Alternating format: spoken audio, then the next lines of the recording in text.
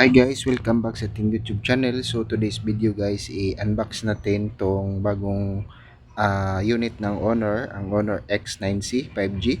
So ito po ay ang napili ko pong Honor X9C is yung black, then 256 na po yung internal storage na, then 12 gig ng kanyang RAM.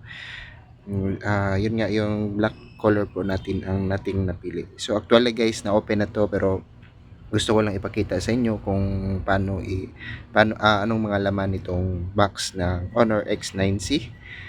And so yun nga guys, no, ang una nating makikita yung phone device. Ito na po. So unahin natin dito sa loob. Then meron siyang ganito guys. Sa loob nito, dito yung clear case niya na free clear case. Malambot lang siya guys. Then dito na din yung ejector pin. Then sa loob nito guys, mga manual at saka warranty sa loob nito. Then dito guys, meron tayong charger na 66 watts na charger. So fast charging po ang ating Honor na phone. So for charge.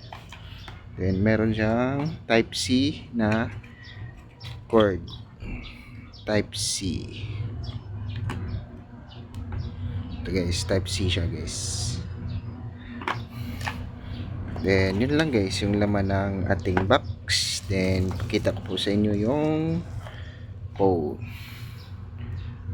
So ito na nga guys, no. Maganda po siya guys. AMOLED na po yung display niya. Then fingerprint dito siya guys. Fingerprint. Yan.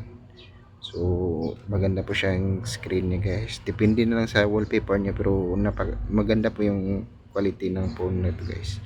Then dito sa back niya guys, meron siyang tatlo na camera at isang flash dito.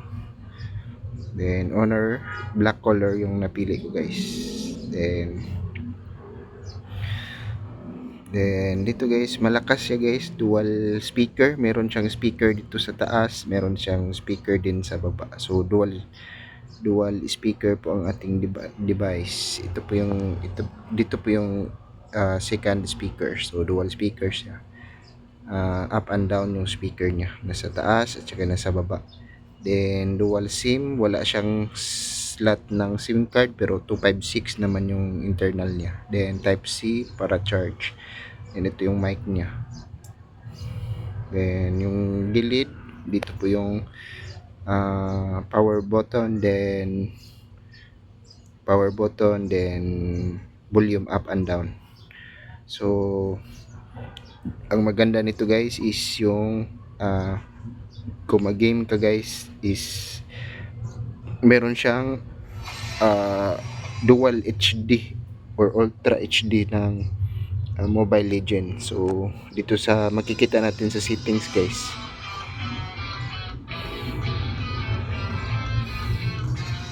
so ito po yung dual HD niya guys. So meron siyang dual ultra game sa Mobile Legends. So ito po yung napakaganda na smooth na game settings. Meron kasing iba guys na isa lang ang ultra. So dito lang yung ultra, pero itong isa wala, high ra. So mostly sa ibang phone na same price, so wala siyang dual ultra na setting sa ML. So maganda po to sa pang gaming guys, no. Then very smooth lang din siya guys, very smooth lang din siya. Then malakas din po yung sound niya guys, no. So meron tayong YouTube Music na without ads. Malakas po siyang ang sound niya. Try natin yung mga non-copyright na music.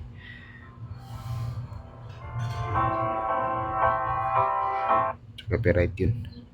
Then basta guys, napakalakas. Dual SIM na din siya. Then yung camera niya guys, napaka clear. So So nasa inyo po yan kung kaya nyo po yung budget nyo, ito po yung i-recommend ko na phone. So yun lang guys, salamat.